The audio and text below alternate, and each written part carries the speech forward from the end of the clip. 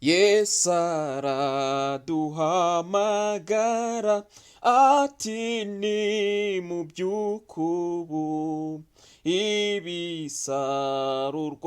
bireze unsarurira ninde.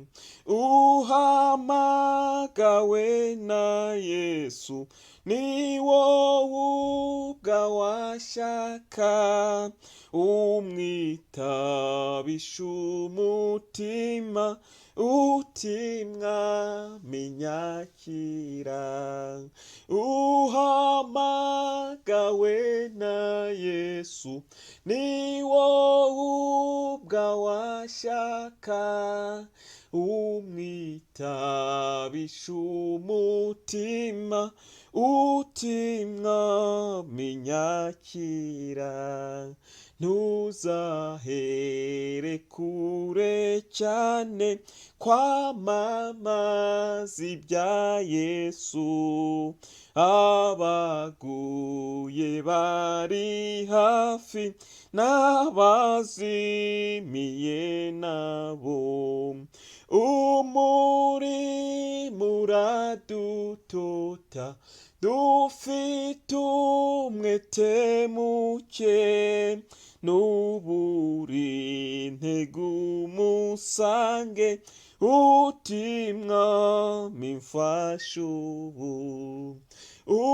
Umurimo uradutota dufite umwete muke, nubura intege umusange uti mwami mfasha ubu. Nubwo utazi gushyomoka kuko utari umuhanga, hamya gusa ko wamenye ko Yesu ababarira. Ujye ubwira abandi bose ibyo yagukoreye, nukumwinginga gufashe uti mwami nyigisha.